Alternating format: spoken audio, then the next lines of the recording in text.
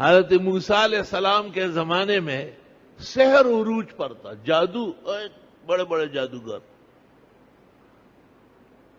بنگال کا کالا جادو ہو، ملتان کا دیوانہ جادو ہو، تلبیب کی جادوگرنی ہو۔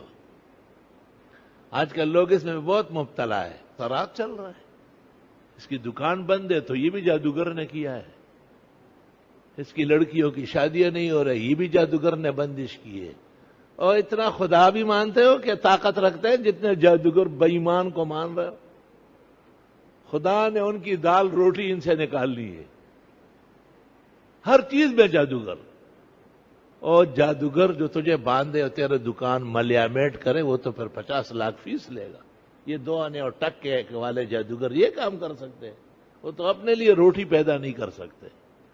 غلط، جھوٹ، فریب، بالکل نرا اتہام، ضعف عقیدہ و ضعف ایمان، ضعف عقیدہ و ضعف ایمان ہے۔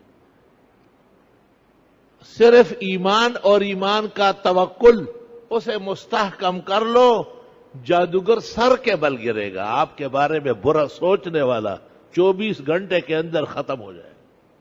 آپ اس دین و شریعت کے ماننے والے ہیں۔ افسوس یہ وہ شخص ہے جس کی جیب میں 5000 روپے کا نوٹ پڑا ہوا ہے، لیکن لوگوں سے کہتے ہیں یار روٹی کہاں ملے گی؟ وہ یہ نوٹ پڑا ہوا ہے نا، یار مجھے ٹھنڈی بوتل نہیں مل رہی ہے۔ وہ یہ طاقت تو ہے، صرف ہمت نہیں ہے۔ حدیث میں ہے جو فجر کی نماز جماعت سے پڑھے، آسمان سے ایک نور نازل ہوتا ہے اس کے سر پر، دن بھر اس کی حفاظت کر رہا۔ اور جو فجر نہ پڑھے، وقت نکل جائے، شیطان اس کے کان میں اپنا آلہ تناسل دے کر اس پر پیشاب کر دیتا ہے کہ بیٹے دن بھر لعنتی میرے جیسے رہو۔ بخاری جلد اول صفحہ 157، کتاب التہجد۔ عجیب بات ہے کہ جادوگروں سے ڈر رہے ہیں، اللہ سے نہیں ڈر رہے۔ علماء کو بھی کمزور باتیں نہیں کرنا چاہیے۔ بتوں سے تجھ کو امید خدا سے نو امیدی، مجھے بتا تو صحیح اور کافری کیا ہے۔